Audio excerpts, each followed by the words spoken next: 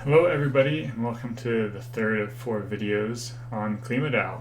So this video is going to be our crash course in carbon markets. I want to give extra disclaimers here. First off, this is not financial advice. If you make money, it's not because of me. If you lose money, it's not my fault. This is just for entertainment purposes. I find this stuff fascinating.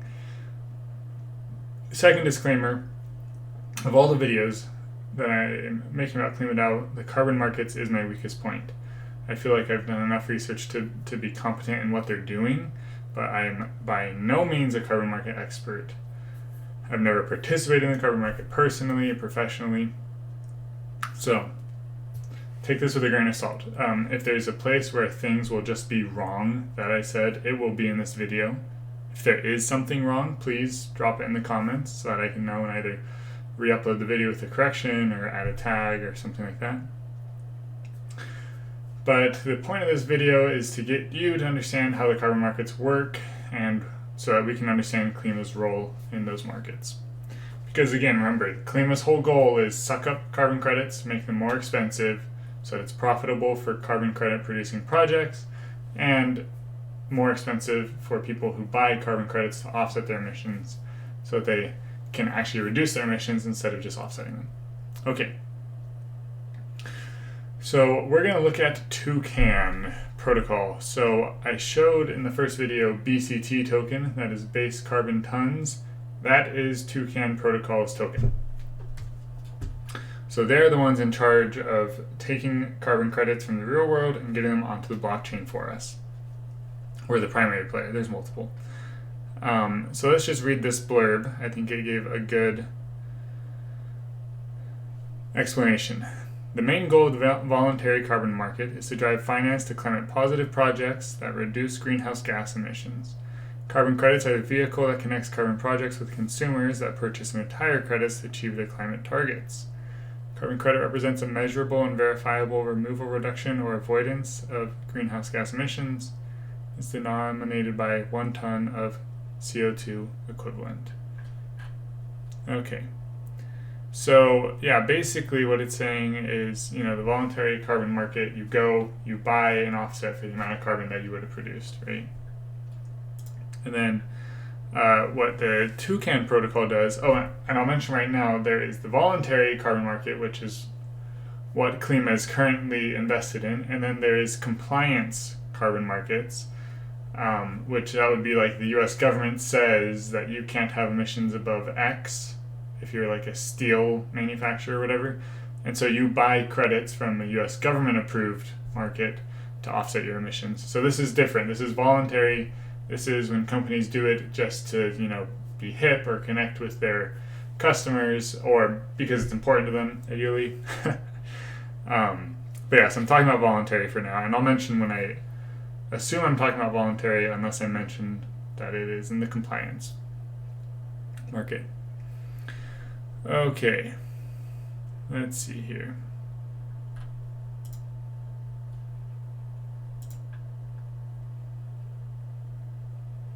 Perfect. Okay, basically, to bring carbon on-chain, we've built the carbon bridge. It allows anybody to tokenize their carbon credits and make them available on the blockchain. Carbon pools turn tokenized carbon credits into more liquid carbon reference tokens, enabling price discovery for different classes of carbon assets, providing new money Lego to DeFi. So I'll touch the second.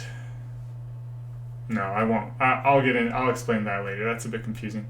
But let's talk about this carbon bridge thing. So basically what happens is there is a registry for carbon credits. We're going to talk about Vera. That's the one that Toucan is on. Thus, that's the one that KLIMA is most invested in. And as far as I understand it, that is by far the dominant player in the voluntary carbon credit market. So the Vera registry is basically an entity that says, pay us a fee, we'll come out to your tree farm, we will verify that you are planting trees and how many you are planting, and then we will issue a number of credits to your name equivalent to the amount of carbon that you're capturing so you can go sell it to other people. the verified carbon standard. Or like you'll see VCU a lot. I think that's the verified carbon unit. Okay, that was a little confusing. Let's just give an example really quick. I searched for, this is literally my first time on this page, I searched for verified carbon projects in Argentina, and I found the Genea, maybe Genea, wind projects in Argentina. So you can imagine that's probably windmills, energy industries, yeah, basically it's definitely windmills. And they went to there and they said, hey, we're building windmills, we want credits because we're creating this green energy that, you know, is a net negative for carbon emissions. Okay, so right here there was 900 issued, 900 credits, we got the serial number. These credits were retired at the end of the year by Delivery Hero. Who is Delivery Hero? I've got no clue. Honestly, looks like a DoorDash competitor. Okay, whatever. Click on the sustainability tab and they have this whole little blurb about how they're carbon neutral in 2021. So Delivery Hero, you know, has whatever carbon expense is. At the end of the year, they looked up their carbon footprint and then they went to the Vera registry. They found Genea wind projects in Argentina and said, hey, we want to buy those credits from you to offset ours for, who knows, $2 a credit, $5 a credit, I don't know. And they made the transaction, and then the Delivery Hero told Vera, hey, we are going to retire these credits, which is very similar to the blockchain system of burning a token, to like claim the fact that we offset our emissions successfully. Okay. So there's all sorts of projects. Let's just try one more. Let's go to Costa Rica. I lived in Costa Rica for a couple of years, fun fact. So it'll be fun to see what projects are there.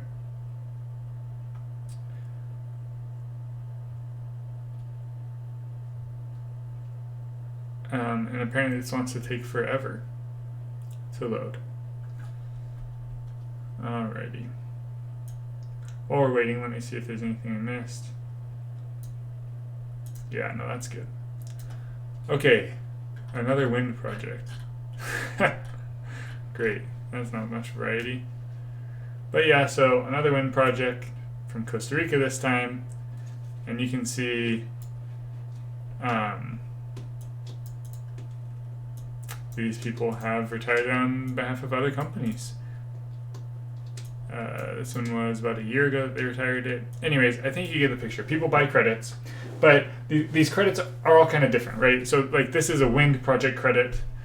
There would be other things for a tree farm. I would say like tree farm credit, or however they want to classify that, et cetera, et cetera.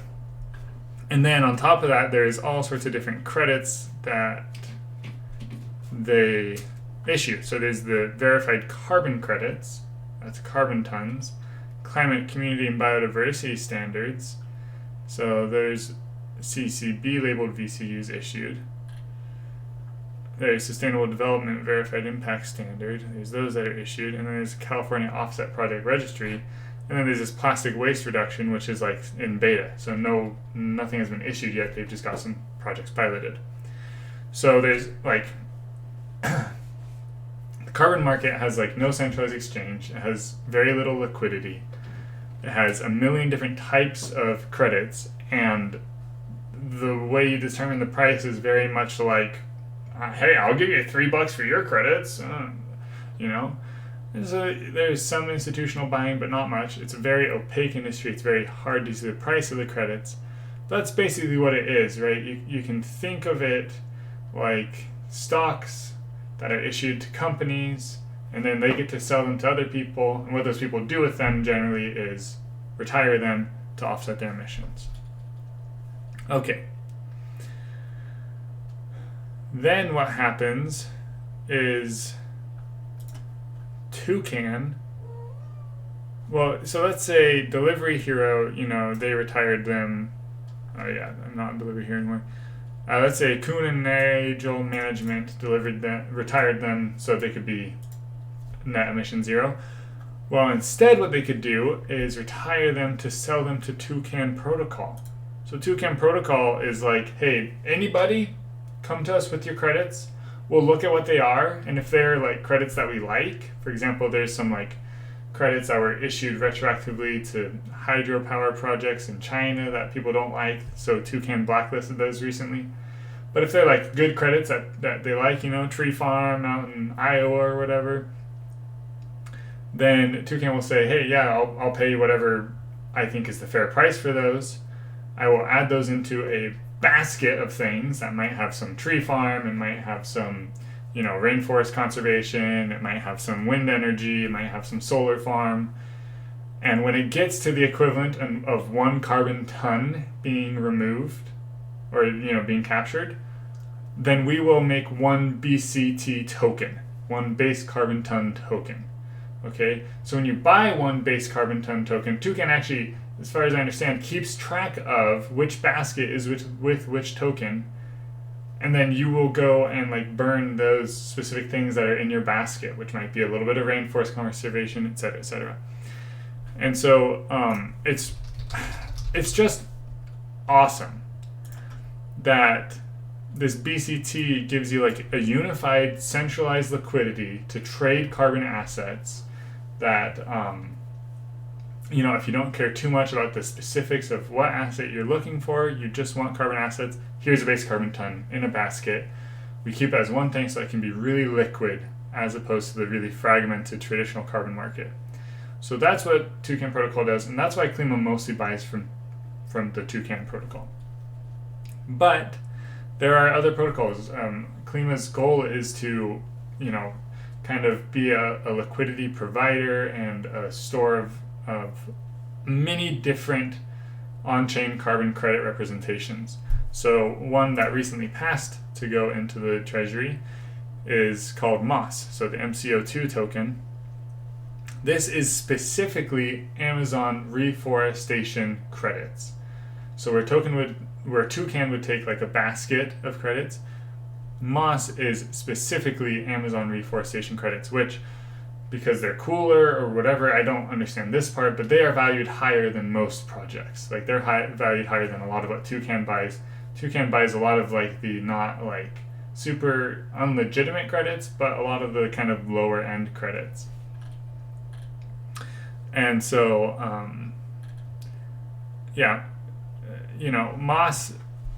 MOS is where Toucan is like, hey, anybody come to me and I'll buy your credits. MOS is more like reaching out to specific rainforest projects and saying, we'll buy half your credits every year type of thing. I don't know exactly how they actually do it, but it's that kind of idea. And so this is like just rainforest credits all day long, and now those are in the KLIMA treasury as well. And there's some others that are currently being voted into the treasury, or being voted on if they'll be brought into the treasury. And other projects are trying to pick up this idea of bringing carbon credits on chain. But that's how it looks, and that's what the different assets are. Okay.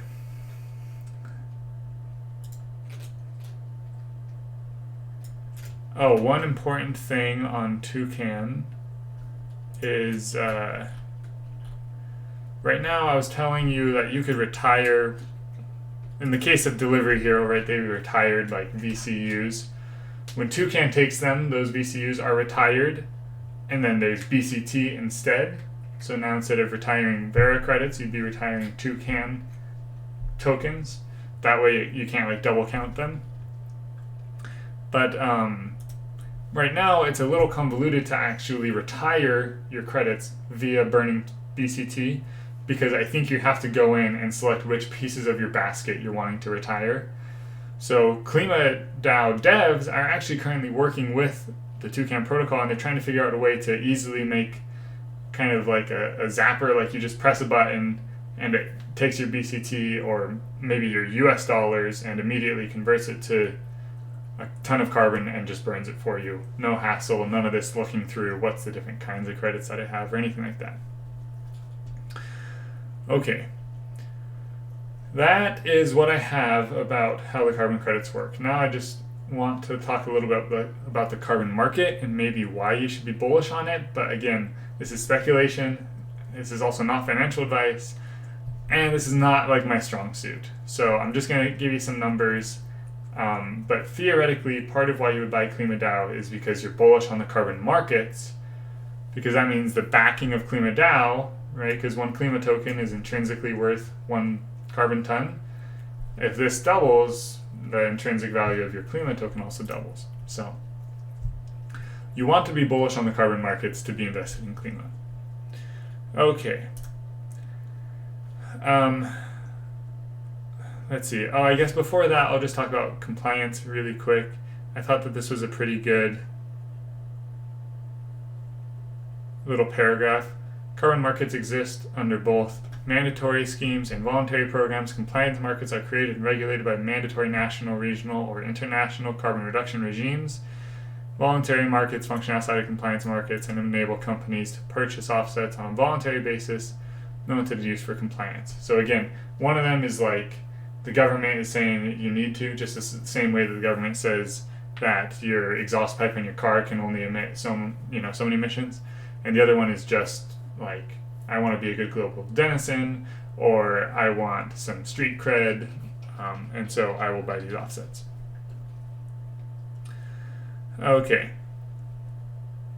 Ideally, KLIMA will get into regulated markets, but that's just a little bit trickier than bridging the voluntary market credits, and it's on a per regulated market basis. So my guess would be the first place they target is like the EU, but I'm not familiar with any of the regulated markets. I would just assume the EU because it would be bigger bang for your buck of getting into the market. Also, sorry, my cat is going wild. I think she likes when I talk, and it makes her freak out. Okay. What should you think about the carbon market globally? So first off, I thought this was good. The value of the global carbon market, my understanding is this is mandatory plus voluntary, is 270 billion.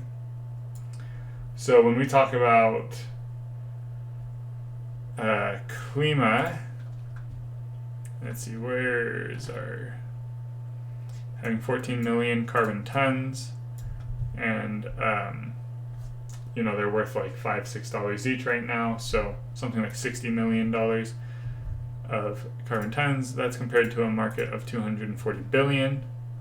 So for 3 months in, that's not insignificant, especially because we're only in one piece of this market, right? I don't know what size the voluntary part of this market is, but there's also plenty of room to grow. And you can see that the value increased by 20% in 2020. Mind you, that is in the middle of COVID.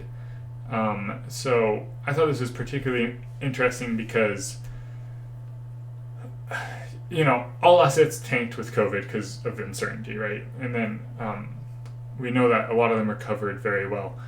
But I would not have thought that with so many companies going under, furloughing, laying off their staff, that the voluntary carbon market would have held up. I would think that the regulated carbon market holds up, but the voluntary carbon market, the company said, this almost seems bad, but we might be losing our staff or whatever, but like it's still so important because there's so much societal pressure for us to be net neutral now that we need to keep buying these voluntary credits, and it grew 20% instead of shrinking, despite like the uncertainty around financial projections for businesses and stuff. So, interesting note.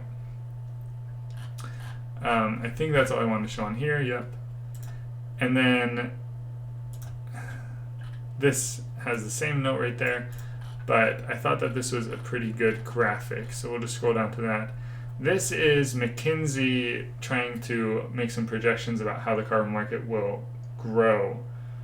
So commitments to date, that means like Google has committed to be net neutral going forward, right? And so all of the companies that have already committed, this is a projection of how much the carbon market will grow in the next 20 years compared to that. These numbers seem arbitrary. I couldn't find a key, but you can see we're talking about a market that's 5 or 10xing in demand in commitments to date.